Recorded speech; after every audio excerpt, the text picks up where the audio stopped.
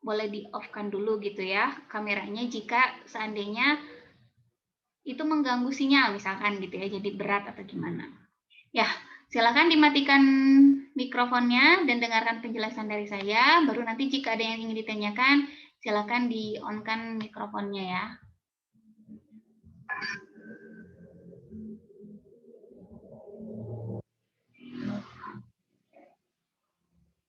Ya, sekali lagi Assalamualaikum warahmatullahi wabarakatuh.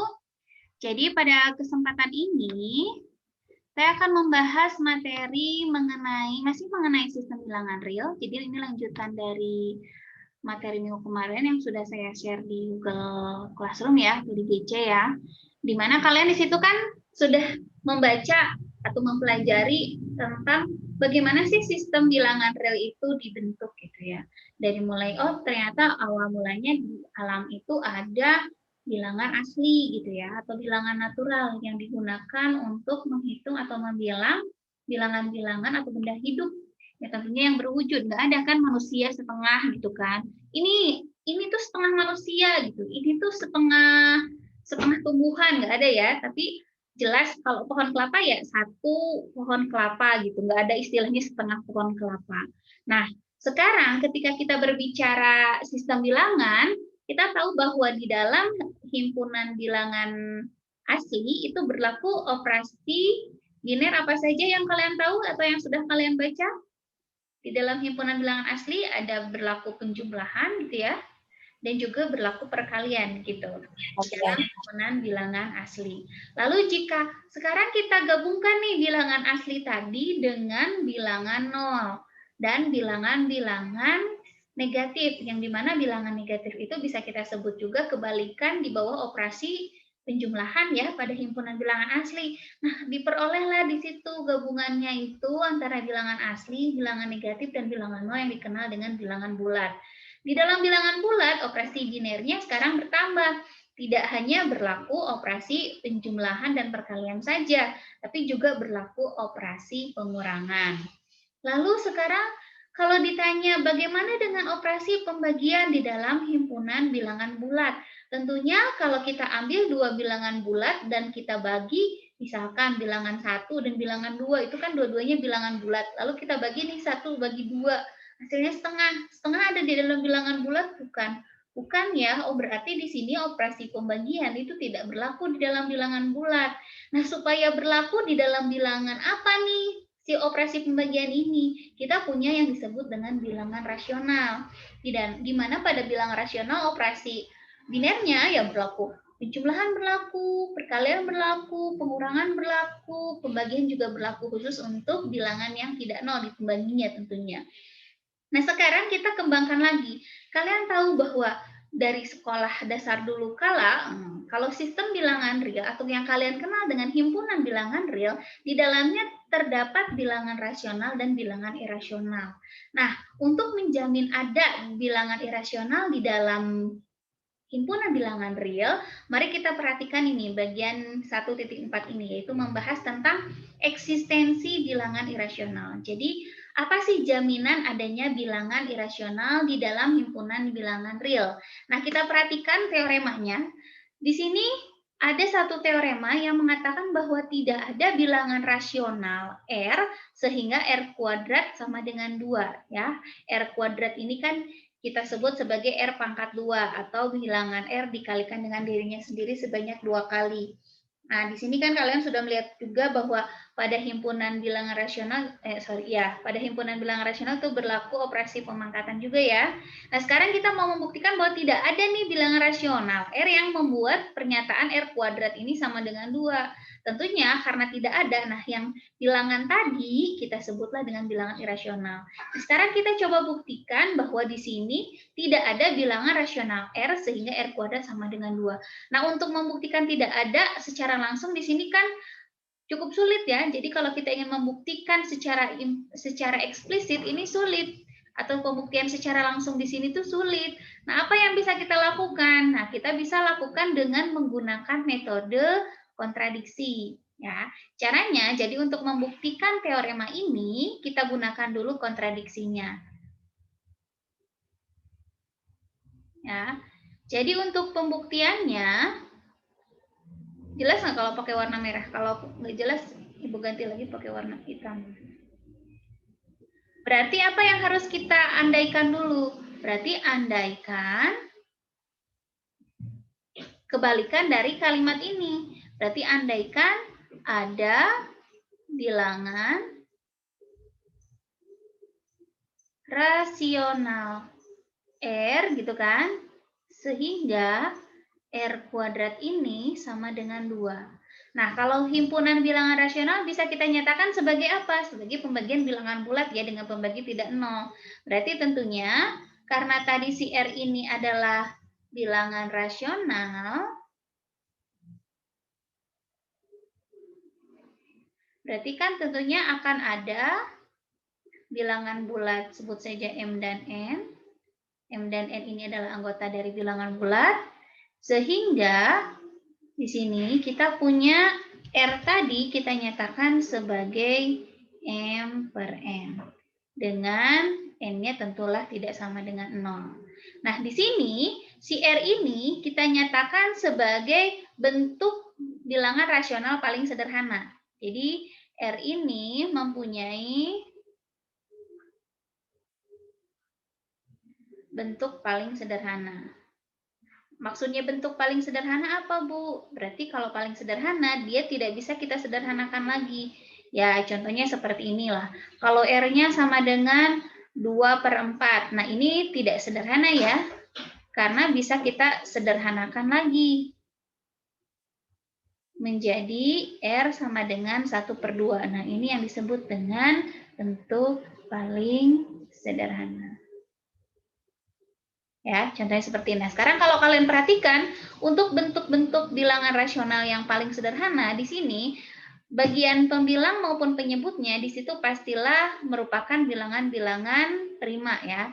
Sehingga di sini kalau kita nyatakan bahwa si R tadi mempunyai bentuk paling sederhana, ya, maka di sini kita peroleh M dan N di sini merupakan bilangan-bilangan prima.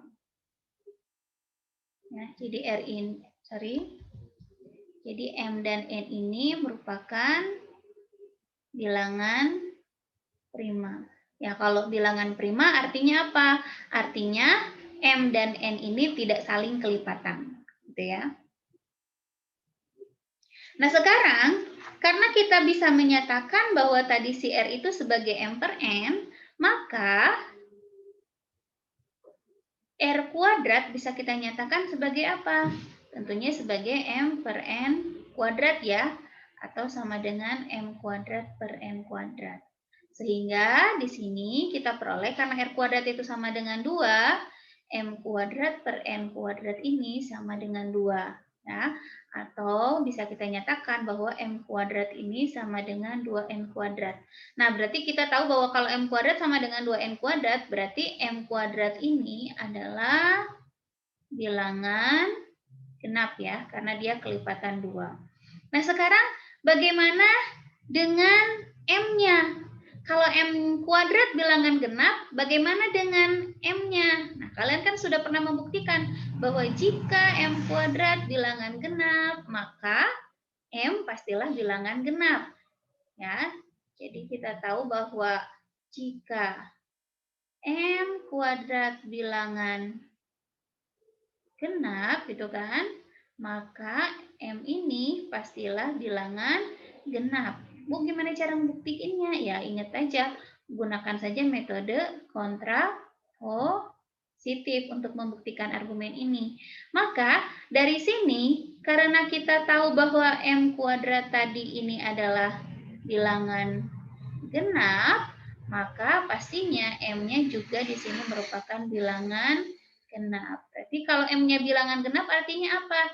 Artinya ada bilangan bulat, sebut saja di sini bilangan bulatnya adalah P, ya. Anggota bilangan bulat si P ini ya. Sehingga tadi si M-nya bisa kita tuliskan sebagai 2P.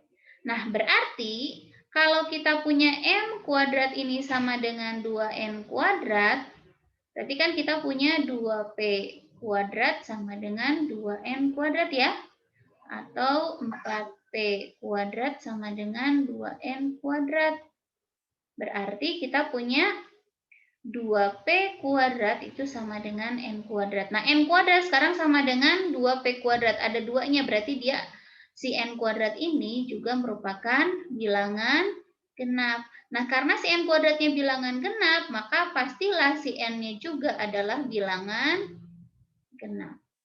Nah, tapi sekarang kalau kita lihat lagi tadi, kita punya R ini mempunyai bentuk paling sederhana, gitu kan?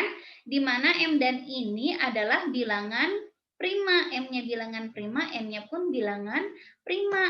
Nah, sekarang kalau kita perhatikan, ketika kalian punya M-nya dan N-nya ini masing-masing adalah bilangan genap, apa yang kalian bisa simpulkan mengenai R? Berarti kalau R-nya, M-nya bilangan genap dan N-nya bilangan genap, berarti R-nya bilangan apa bisa kalian simpulkan? Ada yang bisa memberi jawaban? Kalian punya R itu adalah M per N, di mana tadi kita tahu bahwa M-nya bilangan genap, N-nya bilangan genap. Apa artinya R-nya? Ada yang bisa jawab? Bilangan ganjil. Bilangan genap dibagi bilangan genap. Itu bentuk paling sederhana bukan? Dari bilangan rasional. Jadi R di sini bukan bilangan rasional. Jadi R ini bilangan rasional, tetapi gitu kan, bentuknya tidak sederhana atau bentuknya bukan paling sederhana. Nah, akibatnya apa? Akibatnya di sini muncullah kontradiksi. Kontradiksi dengan yang mana ya? Kontradiksi dengan yang argumen tadi, bahwa si R itu merupakan bilangan rasional yang memiliki bentuk paling sederhana. Jadi karena muncul kontradiksi, apa yang harus kita simpulkan? Jadi haruslah pernyataan yang negatif dari pengandaian kita itu yang benar. Jadi haruslah tidak ada bilangan rasional.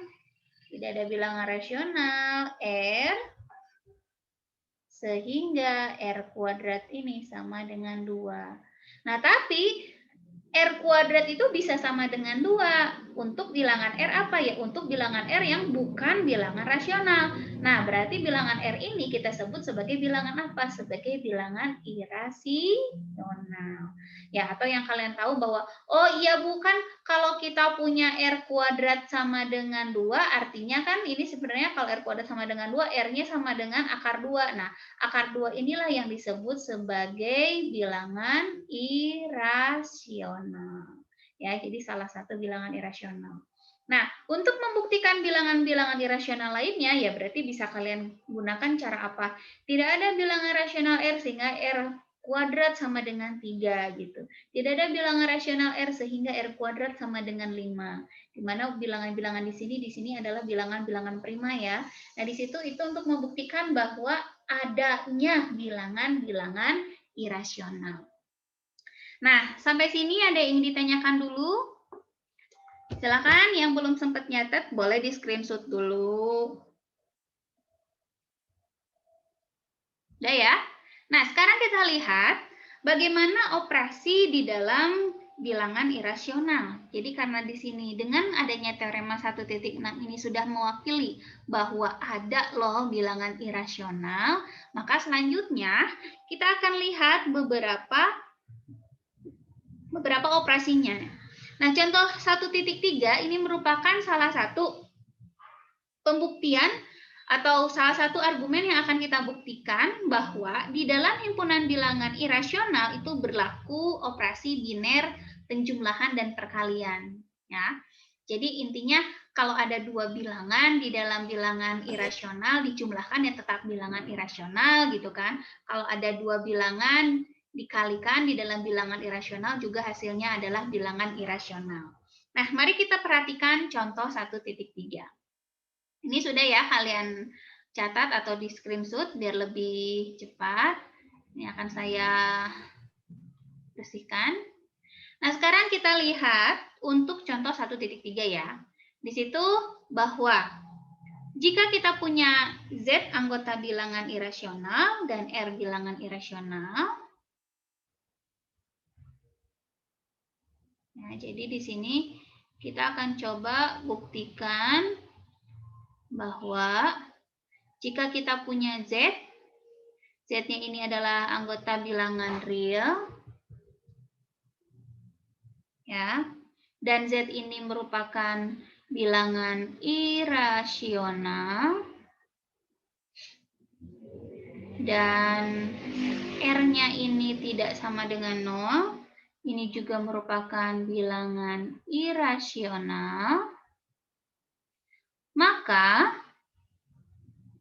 kalau kita jumlahkan R dengan Z maupun kita kalikan R dengan Z, ini menghasilkan bilangan irasional. Jadi di sini kita mau membuktikan bahwa operasi penjumlahan dan operasi perkalian di dalam bilangan irasional itu merupakan operasi biner, ya. Nah, sekarang coba kita buktikan dulu untuk yang pertama, yaitu bahwa kalau kita punya dua bilangan irasional dijumlahkan pasti merupakan bilangan irasional, ya. Nah, cara pembuktiannya, nah seperti halnya tadi kita gunakan saja metode kontradiksi. Ya, karena kalau kita gunakan pembuktian langsung, kan kita tidak bisa menuliskan secara eksplisit bentuk bilangan irasional. Beda halnya dengan yang bukan bilangan irasional, yaitu bilangan rasional. Bisa kita tuliskan secara implisit. Jadi di sini kita gunakan metode kontradiksi. Berarti kalau kita gunakan metode kontradiksi, kalau kita gunakan metode kontradiksi, pada bagian pertama untuk yang penjumlahan, di sini kita andaikan dulu apa? Berarti kita andaikan bahwa Z-nya bilangan irasional, R-nya bilangan irasional, tetapi R tambah Z-nya adalah bukan bilangan irasional. Berarti kalau bukan bilangan irasional artinya apa? Dia adalah bilangan rasional, ya. Jadi Z dan R di sini dia adalah bilangan irasional, ya. Tetapi R tambah Z-nya di sini adalah bilangan rasional, ya. Karena ingat kembali kalau menggunakan metode kontradiksi, argumen kita di sini kan jika P maka Q, ya. Yang menjadi P-nya adalah ini, Z bilangan irasional dan R bilangan irasional. Q-nya di sini R dan Z, R plus Z, dan R kali Z bilangan irasional. Tapi kita pisah satu-satu. Berarti Q-nya untuk yang pertama R plus Z bilangan irasional. Kalau untuk yang kedua nanti R kali Z-nya yang bilangan rasional. R dan Z-nya bilangan irasional. Nah, ketika menggunakan metode kontradiksi, berarti kan kita cari negasi dari jika P maka Q, ya. Negasinya ingat lagi apa? Negasinya di sini adalah P dan negasi Q. Maka argumennya seperti ini. Andaikan P-nya berarti Z dan R ini bilangan irasional, tetapi itu kan sama dengan dan, ya. R tambah Z-nya bilangan irasional, negasi dari R tambah Z bilangan irasional. Nah, sekarang kita mau coba buktikan yang ini, yang pertama ini. Berarti sekarang kita mau melihat, kalau seandainya kita punya R tambah Z ini bilangan rasional, ya. Kalau R tambah Z bilangan rasional, kalian bisa pastikan bahwa ketika R ditambah Z ini bilangan rasional, maka pasti akan ada dua bilangan bulat. Sebut saja di sini bilangan bulatnya M dan N. Ini dia anggota bilangan bulat, ya. Notasi bilangan bulat kan kita punya Z, ya. Sehingga kita bisa tuliskan R tambah Z ini sama dengan M per N. Ya, tentunya dengan N-nya bukan 0, ya, karena pembagian dengan 0 tidak berlaku. Nah, berarti karena kita sudah punya R tambah Z ini mempunyai bentuk M per N, ya, maka bisa kita tuliskan,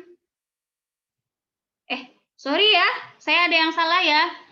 Oh, maaf. Ini di teoremanya itu R-nya itu bilangan rasional bukan, Bu? Kalian gimana sih? Kok diam-diam baik ya? Sorry. Ya, jadi di sini Z-nya dia bilangan irasional, tapi R-nya dia adalah bilangan rasional. Oh, berarti di sini bukan operasi biner di dalam bilangan irasional ya, tapi kita mau memperlihatkan bahwa ketika ada bilangan rasional dan bilangan irasional, jika ditambahkan atau dikalikan itu akan menghasilkan bilangan irasional. Maaf ya. Nah, sekarang kita coba lanjutkan lagi. Tadi kita tahu bahwa R tambah Z ini bilangan rasional. Berarti R tambah Z bisa kita nyatakan sebagai ini ya, M per N ya. Dengan M dan N ini adalah bilangan bulat. Dan N-nya tidak sama dengan 0.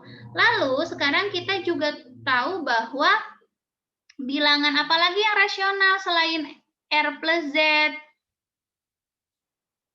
Ya, kita tahu di sini bahwa si R itu juga bilangan rasional. Berarti kalau R ini bilangan rasional, ya sama seperti tadi. Berarti akan ada dua bilangan bulat, ya di sini misalkan P dan Q, sehingga si R-nya bisa kita tuliskan sebagai P per Q. Berarti tentunya di sini Q-nya yang tidak boleh sama dengan 0. Nah, dengan kata lain, kalau kita tahu bahwa R plus Z sama dengan M per N dan R-nya adalah P per Q, berarti di sini kita bisa nyatakan bahwa R itu adalah P per Q ditambah Z, ya, itu sama dengan M per N. Gitu kan? Nah, berarti di sini kita akan peroleh apa itu Z? Berarti Z sama dengan M per N dikurangi dengan P per Q. Ya, dan hasilnya sama dengan M kali Q dikurangi dengan N kali P gitu kan? Dibagi dengan N kali Q. Nah, kita tahu N, P, Q itu adalah bilangan bulat. Karena M, N, P, dan Q bilangan bulat, tentunya kalau M dikali Q tetap akan bilangan bulat, N kali P juga akan tetap bilangan bulat, M kali Q dikurang N kali P ini juga akan tetap bilangan bulat. Ya, jadi kita tahu bahwa MQ dikurang NP ini adalah bilangan bulat, gitu kan?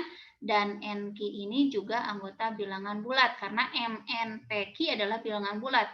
Karena N tidak sama dengan 0, Q juga tidak sama dengan 0, berarti N kali Q ini juga tidak sama dengan 0.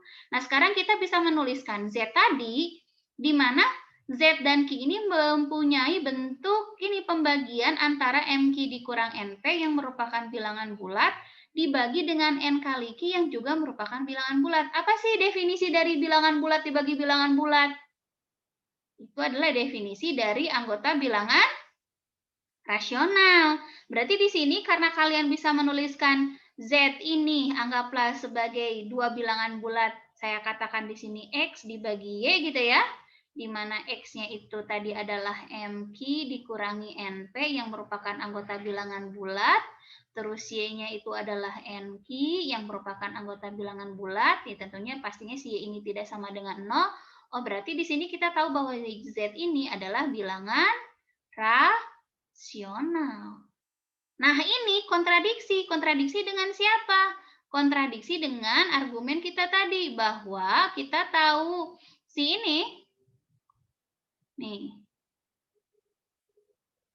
Si Z ini dia adalah bilangan irasional. Berarti di sini muncullah kontradiksi.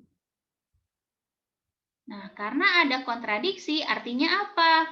Berarti haruslah si R ditambah Z ini bukan bilangan rasional, melainkan bilangan irasional.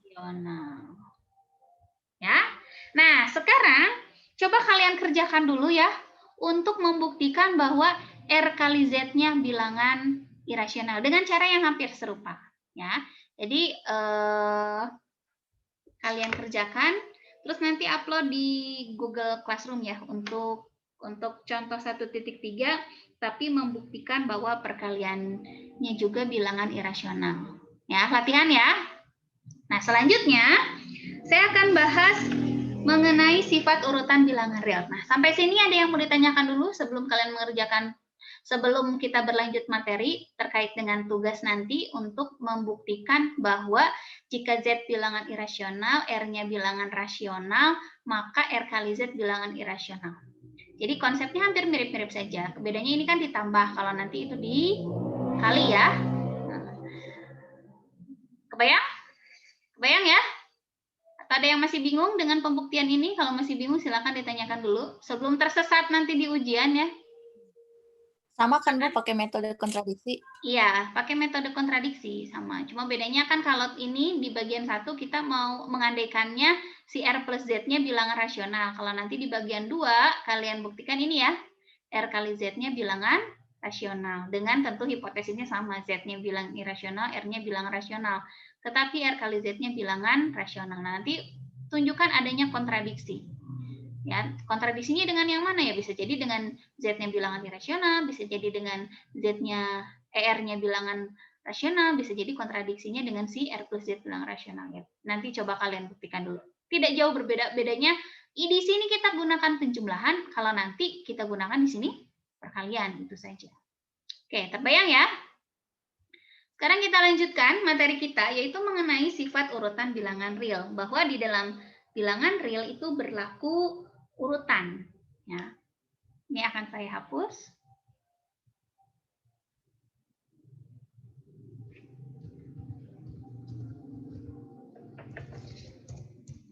Ya, kalau ada yang mau bertanya di tengah-tengah penjelasan, silakan sampaikan ya. Jangan ditunda-tunda.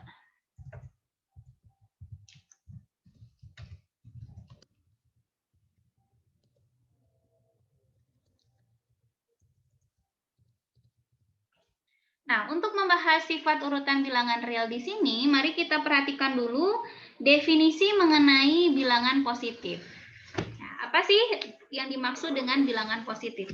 Bilangan positif adalah bilangan yang nggak negatif, ya itu muncul karena akibat kebalikan dari bilangan positif ya, tapi definisinya tidak seperti itu. Nah, coba kita perhatikan untuk definisi 1.1. Ya, perhatikan.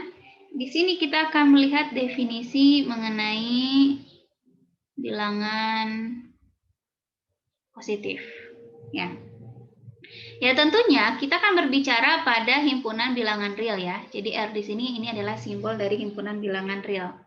Yaitu terdapat himpunan bagian. Nah, di sini kita sebut himpunan bagiannya ini adalah himpunan bagian tak kosong P. Ya, jadi di sini ada himpunan P yang merupakan himpunan bagian yang tidak kosong dari himpunan bilangan real. Lalu di dalam himpunan P ini dia berlaku beberapa sifat. Ya, sifat-sifatnya apa saja? Nah, di sini berlaku 2 sifat. Yang pertama, bahwa jika kita punya 2 anggota di dalam P, sebut saja misalkan A dan B di dalam P, maka penjumlahannya pun harus ada di dalam P. Dan yang kedua, jika kita punya 2 anggota di dalam P, ya, P di sini adalah himpunan bagian tadi ya, dari himpunan bilangan real yang tak kosong, maka perkaliannya pun harus ada di dalam P. Ya, tentunya ini akan berlaku ketika si P-nya ini adalah bilangan positif kita sebutnya. Makanya di sini ini adalah definisi dari bilangan positif. Jadi bilangan positif itu adalah bilangan di dalam himpunan bilangan real ya, yang kalau dijumlahkan dan kalau dikalikan tetap bilangan positif gitu. Ada di dalam himpunan P. Nah, di sini himpunan P ini yang selanjutnya akan kita sebut sebagai himpunan bilangan positif.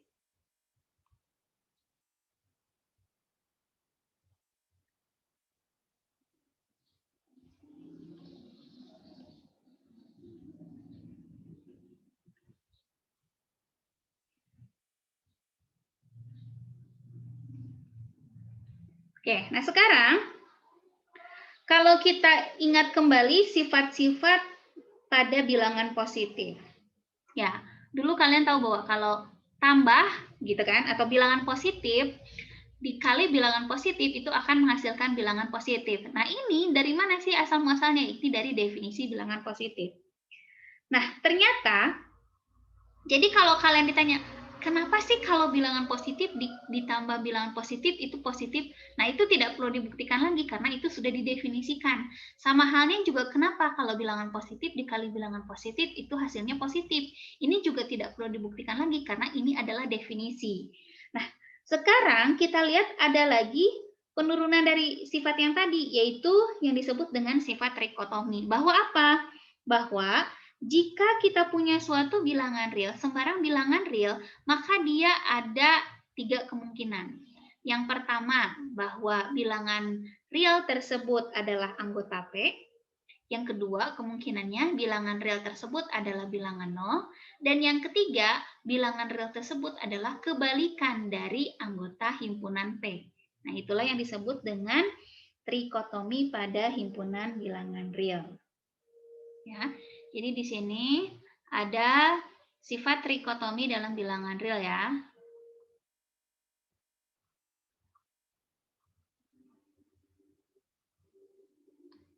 Ya, pada himpunan bilangan real. Yang pertama apa? Jadi kalau kita punya sembarang bilangan real A, jadi jika kita punya A anggota bilangan real, maka si A ini dia mempunyai 3 kemungkinan. A ini adalah anggota bilangan positif, atau A ini sama dengan bilangan 0, atau negatif dari A-nya ini yang anggota bilangan positif. Ya, sehingga akhirnya himpunan bilangan positif bisa kita tuliskan. Jadi kalau kita punya P ini sama dengan apa? Ya, P ini adalah himpunan-himpunan yang tadi ya. Sedangkan untuk kebalikannya yang atau kita kenal dengan bilangan negatif, himpunan bilangan negatif,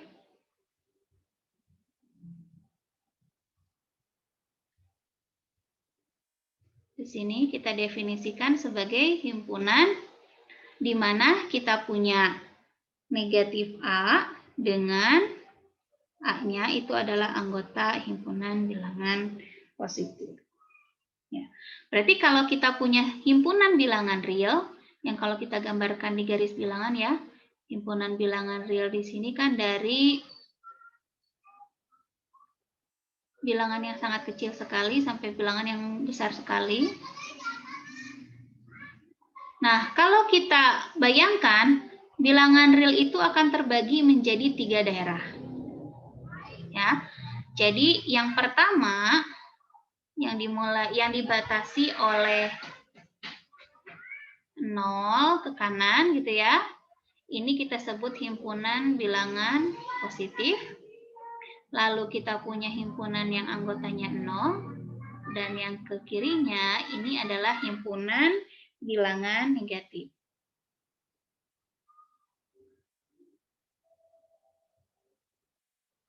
Nah, jadi kalian harus ingat, kalau tidak positif bukan berarti dia negatif ya. Kalau tidak positif berarti negatif atau 0. Kalau dia tidak negatif, ya, tidak negatif bukan berarti positif, tapi dia positif atau 0. Ya, jadi bilangan negatif kebalikannya bukan bilangan positif, tapi bilangan tak negatif. Bilangan positif kebalikannya bukan negatif, tapi bilangan tak positif. Ingat ya?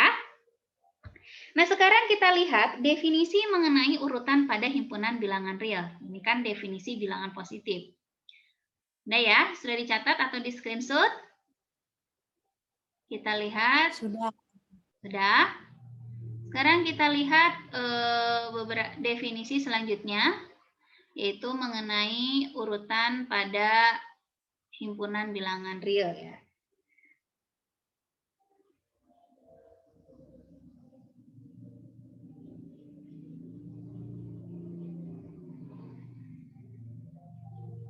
Kalau ada yang ditanyakan, silakan ya, ditanyakan dulu. Sebelum kalian lupa apa yang mau ditanyakannya, kita lihat definisi yang kedua, yaitu mengenai urutan pada himpunan bilangan real. Nah, kalau kita lihat apa sih urutan pada himpunan bilangan real? Nah, ini dia tentunya merujuk pada definisi himpunan bilangan positif tadi.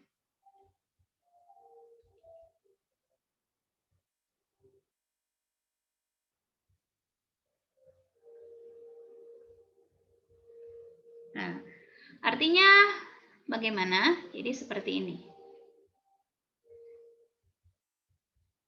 Yaitu, kalau seandainya kita punya A nih, di mana A ini adalah bilangan positif, ya. Jadi A ini disebut bilangan positif, ya. Dan ditulisnya seperti ini, A lebih dari 0. Nah, notasi yang lainnya yaitu A lebih dari sama dengan 0, ini berarti yang tadi. Berarti kalau A lebih dari sama dengan 0, berarti A-nya ini adalah tak negatif. Berarti si A-nya ini anggota dari himpunan bilangan positif digabung dengan himpunan yang anggotanya 0 ya. Nah, ini disebut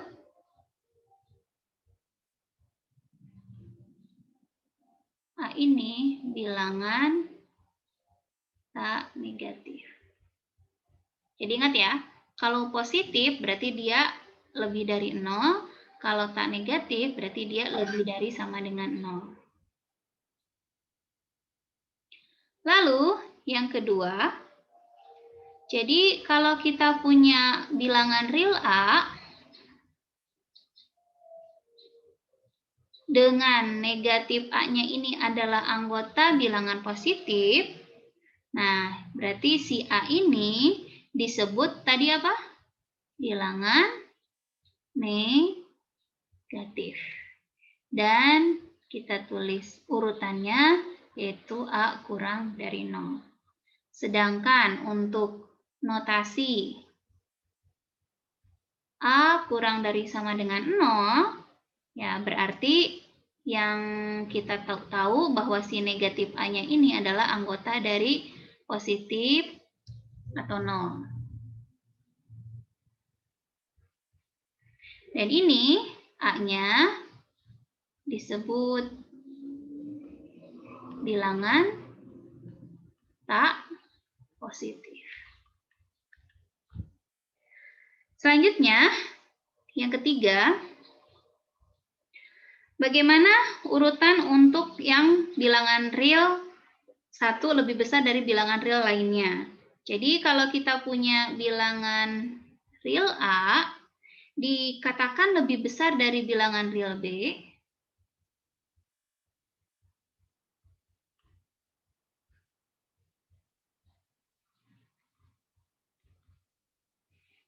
ya, dan biasanya ini kita tulis dalam bentuk lambangnya, ini ya, A lebih besar dari B. Ini hanya jika dan hanya jika kalau kita cari A dikurang B-nya haruslah anggota himpunan bilangan positif. Nah, ini adalah definisi urutan pada bilangan real. Jadi ingat kalau positif A itu positif berarti A lebih dari 0.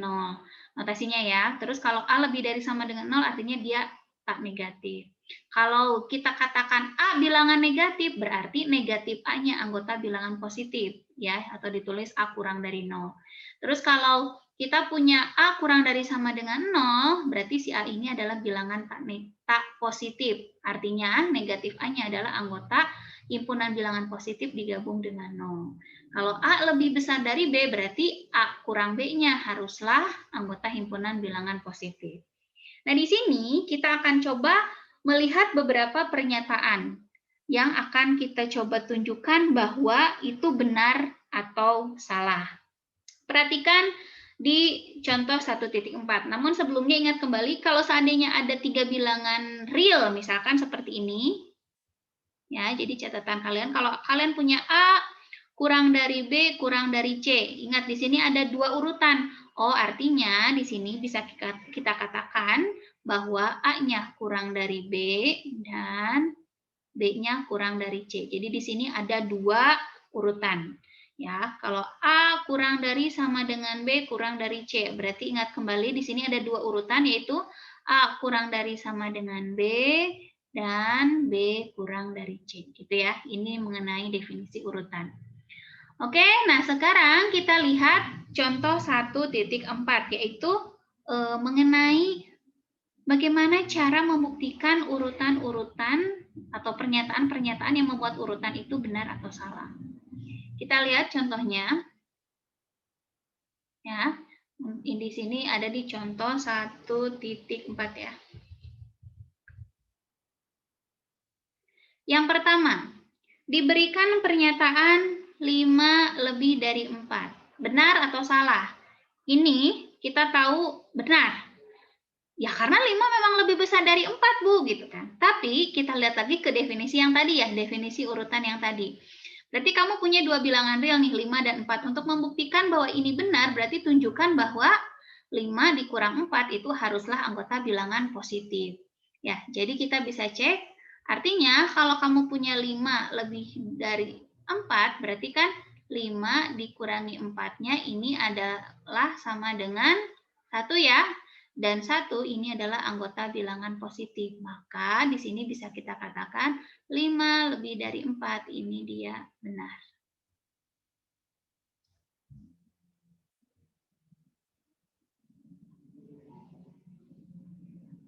Lalu yang kedua, kita punya pernyataan 2 lebih dari sama dengan 2. Nah, sekarang kita perhatikan. Kalau kita punya 2 kurang dari 2 itu kan sama dengan 0. Dan 0 ini adalah anggota dari apa? Anggota dari himpunan bilangan positif digabung dengan 0 kan? Ya, ada di sini kan 0-nya. Artinya apa? Artinya bahwa di sini kita punya 2 dikurang 2 ini dia merupakan bilangan tak negatif. Berarti 2 lebih dari sama dengan 2 ini juga benar.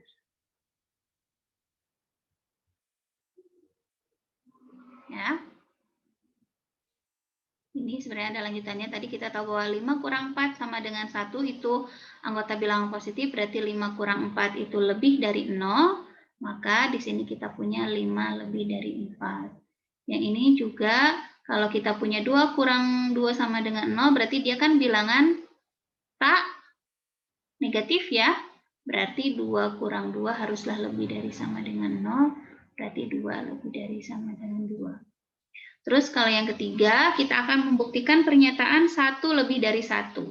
Benar atau salah? Kalau kita lihat, 1 kurang 1, ini kan sama dengan 0 ya. Berarti dia haruslah anggota dari himpunan bilangan positif digabung 0. Berarti yang benar itu haruslah 1 gitu kan ya, lebih dari sama dengan 1. Berarti argumen 1 lebih dari 1 itu salah. Lalu yang keempat. Untuk pernyataan 2 kurang dari sama dengan 2 kurang dari 3. Nah, ini artinya ada 2 yang harus kita tunjukkan. 2 kurang dari sama dengan 2, gitu kan? Dan 2 kurang dari 3. Nah, untuk yang 2 kurang dari sama dengan 2, berarti kan kita punya 2 dikurang 2, ini kan sama dengan 0. 0 ini anggota dari himpunan bilangan positif, gabung himpunan anggota 0. Ya benar ya. Jadi kita membaca yang mana A-nya, yang mana B-nya, ini loh, kebalikannya. Kan kalau 2 kurang dari sama dengan 2, berarti yang menjadi A-nya itu yang di kanan, yang jadi B-nya yang di kiri. Ini A-nya, ini B-nya, yang kayak tadi.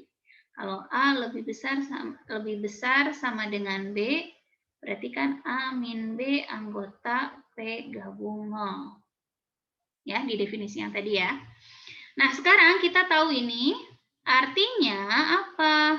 Artinya 2 dikurang 2 ini haruslah lebih besar sama dengan 0. Atau 2 lebih besar sama dengan 2. Ya, atau bisa kita tuliskan kebalik, 2 kurang dari sama dengan 2. Oh, berarti ini benar. Lalu, yang kedua, 2 kurang dari 3. Oh, artinya apa? 3 dikurangi 2. Atau kalau saya pakai definisi bilangan negatif, bisa nggak? Bisa ya. Kalau pakai definisi bilangan negatif juga bisa. Caranya gimana nih? Kalau pakai definisi bilangan negatif. Nih saya ulangi lagi. Kalau tadi ini kita pakai definisi bilangan positif atau tak negatif. Sekarang kalau kita pakai definisi bilangan negatif atau tak positif. Nah, di sini kalau 2 kurang dari sama dengan 2, berarti kita tahu bahwa ini yang jadi A-nya, ini yang jadi B-nya. Berarti negatif dari 2 dikurang 2, ya, itu haruslah anggota dari, ini ya, haruslah anggota dari himpunan P gabung 0. Dan ini kita tahu, ini kan sama dengan negatif 2 tambah 2, ujung-ujungnya juga sama dengan 0. Dia adalah anggota dari P gabung unsur 0. Berarti di sini kita punya 2 dikurang 2 itu haruslah kurang dari sama dengan 0. Berarti 2 kurang dari sama dengan 2. Ini juga kalau pakai definisi bilangan negatif, berarti kan di sini kita punya negatif dari 2 dikurang 3, itu berarti kan sama dengan negatif 2 tambah 3, ini kan sama dengan 1. 1 kan anggota himpunan bilangan positif. Berarti kita tahu bahwa 2 itu kurang dari sama dengan 3. Ya, karena ini benar, yang ini juga benar, maka akibatnya kita katakan bahwa 2 kurang dari sama dengan 2 kurang dari 3, ini juga dia benar. Ya, sampai sini ada yang ingin ditanyakan dulu? Silahkan kalau ada yang ingin ditanyakan. Bu mau tanya. Ya. Bu, misal yang nomor 4 ya. Salah satunya misalkan salah, gimana itu hasilnya, Bu? Kalau salah dan benar jadi apa? Ini kan pernyataannya dan. Oh. Gimana? Jadi salah satu ke bawah. Kalau salah satu salah jadi apa? Jadi salah berarti, Bu, kalau salah satu salah. Iya. Kalau dua-duanya salah? Jadi salah dan salah benar. apa? Benar. Benar atau salah, Bu? Salah dan salah benar. Waduh. Salah, Bu, salah. Salah, Bu, ya. salah. Ya. Salah. Kan ini konjungsi loh. Aduh, kalian ini calon guru loh. Aduh. Lupa. Ngebedain konjungsi, disjungsi ya, ingat lagi ya, dibuka-buka Ya, Bu, lagi. siap. Oke, gitu ya maksudnya ya. Nah, Ya, Bu. terus ini ada yang mau ditanyakan dulu. Selanjutnya itu mengenai teorema 1.7, 1.8, ini kan kita sudah 1 jam ya Zoom meetingnya. Jadi saya akan mempertimbangkan juga, kan kalian udah dapat kuota gratis ya dari pemerintah ya, 10 giga kalau nggak salah ya? Ya, Bu. 15. Bu, tidak. 15. Oh, 15. Oh iya, kalau 10 ya, saya lupa. 15. Saya soalnya dapat 2 kuota, yang Tapi dibagi-bagi. 1 giga, yang 1 15 giga. Nah, ini kan TOSEF, Bu. TOSEF, nah yang mau naon? Tinggal sagiga deui, Bu. Yang mau naon eta? Yang mau naon? Tinggal video di pembelajaran di YouTube, Aku Bu. ada video pembelajaran di YouTube yang harus ditonton. Nonton di YouTube, Bu. Jadi orot pisan di YouTube, Bu. Ya, ari dina YouTube mah Coba terus, Bu. carana disimpan supaya teu unggal ninggal YouTube pakai kuota. Kalian mah kumaha? Kan matematika tapi kurang cerdas, kumaha ya. Ya, Bu. Ya.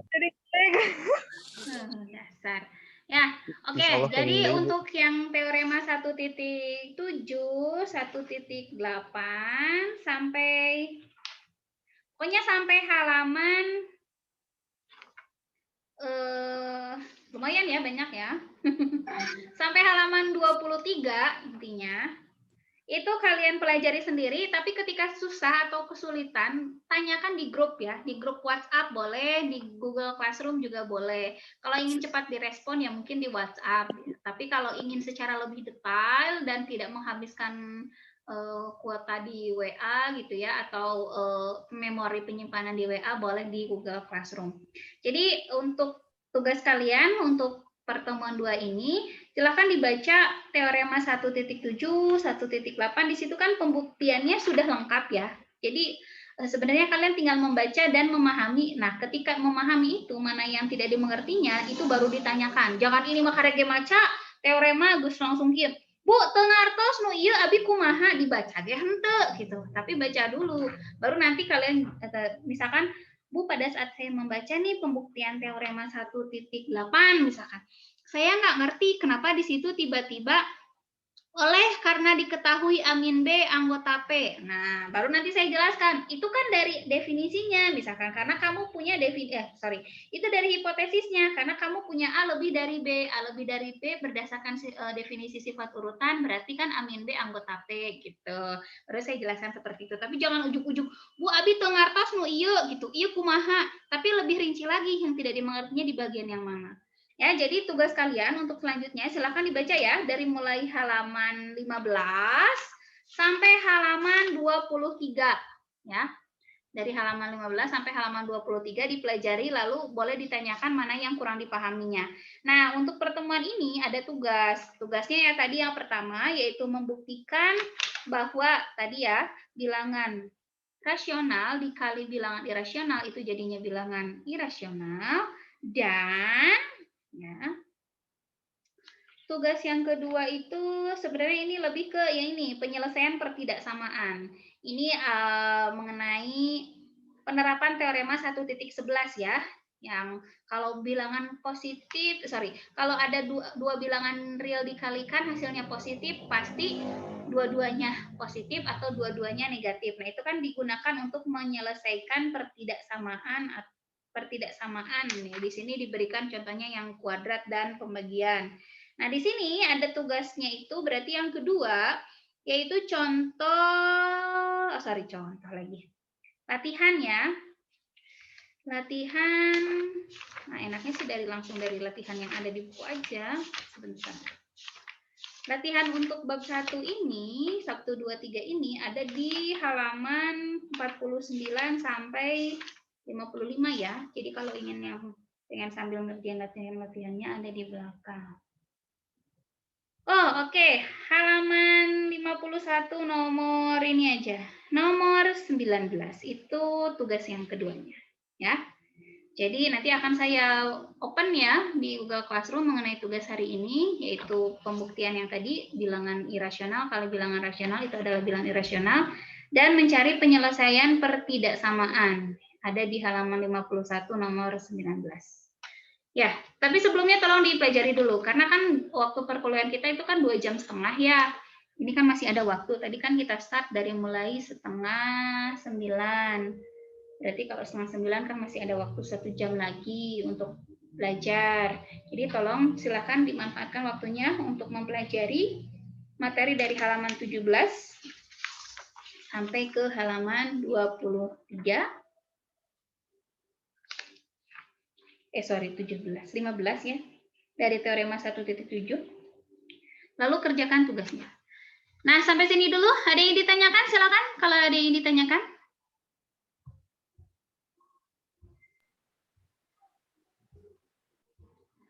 Kalau ada yang ditanyakan. Kalau tidak ada, berarti kita tutup dulu ya perkuliahan kali ini bersama sayanya, bukan perkuliahan seutuhnya. Perkuliahan yang saya sampaikannya saya tutup dulu, kita lanjutkan di grup gitu. Ya. Ada yang mau ditanyakan atau sudah cukup paham? Kalau Ibu jelaskan Bu, saya paham Bu, tapi kalau saya baca sendiri saya nggak paham Bu. Ya karena dibacanya tidak dengan baik. Nah, betul Bu, betul. Nah, dibaca dulu ya. Oke, nah untuk perkuliahan saya tutup dulu ya. Saya tutup dengan bacaan hamdalah. Alhamdulillahirrahmanirrahim. Assalamualaikum warahmatullahi wabarakatuh. Waalaikumsalam warahmatullahi wabarakatuh.